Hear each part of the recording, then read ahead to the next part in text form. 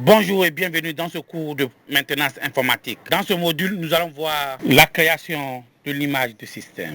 Windows dispose d'une fonction de sauvegarde encore plus évoluée, basée sur le principe des images de disque. C'est en fait l'intégralité du contenu de votre disque, c'est-à-dire Windows, les fichiers système, les logiciels installés, vos fichiers personnels, etc., qui sont en fait enregistrés en un seul bloc sur une partition dédiée ou sur un ou plusieurs DVD. En cas de plantage complet de votre ordinateur, si Windows est devenu trop instable pour que vous puissiez l'utiliser ou même s'il ne fonctionne plus, vous pouvez alors le restaurer à travers cette image pour repartir avec un système complet, sain tel qu'il est lorsque vous avez créé cette sauvegarde. Si vous utilisez un PC ou un portable, cette fonction peut être très utile.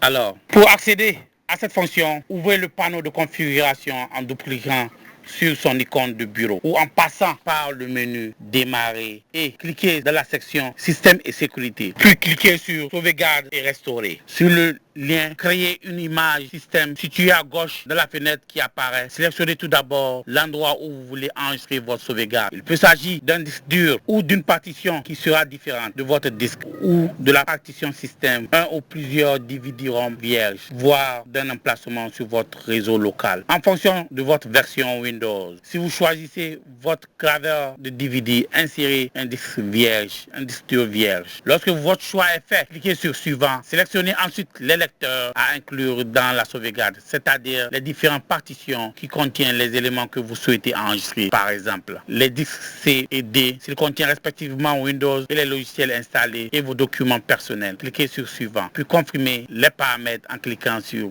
démarrer la sauvegarde. Celle-ci se lance pour une durée assez longue, comptez entre 20 minutes et 1 heure. Cela la quantité de données à sauvegarder. Si la sauvegarde est enregistrée sur un disque dur, vous n'avez rien à faire si elle est enregistrée sur un DVD. Il se peut que vous dépassiez la capacité de ce disque. Windows vous signale alors quand insérer un nouveau disque. Lorsque la sauvegarde est terminée, une boîte de dialogue apparaît pour vous conseiller de créer un disque de répartition du système. Cliquez sur oui et suivez les instructions si vous souhaitez le faire ou sur un non. Si vous ne le souhaitez pas, cliquez ensuite sur fermer pour terminer l'opération. L'utilisation de l'image système. Pour remettre en place une sauvegarde complète du disque dur, il existe plusieurs méthodes. La plus simple consiste à passer par le panneau de configuration, puis à sélectionner dans la section système et sécurité le lien sauvegarder l'ordinateur, pour ensuite cliquer sur récupérer les paramètres système ou votre ordinateur. Méthode de récupération avancée, puis utiliser une image système créée précédemment pour récupérer votre ordinateur. Seulement, elle n'est accessible que si votre ordinateur ne souffre pas d'un trop grave problème et que votre Windows fonctionne encore. Pour le cas où votre PC est totalement planté et refuse de démarrer, vous allez devoir utiliser le DVD original de votre Windows 7 ou un disque de réparation système que vous pouvez créer en suivant les instructions. Pour cela, insérez le DVD de Windows 7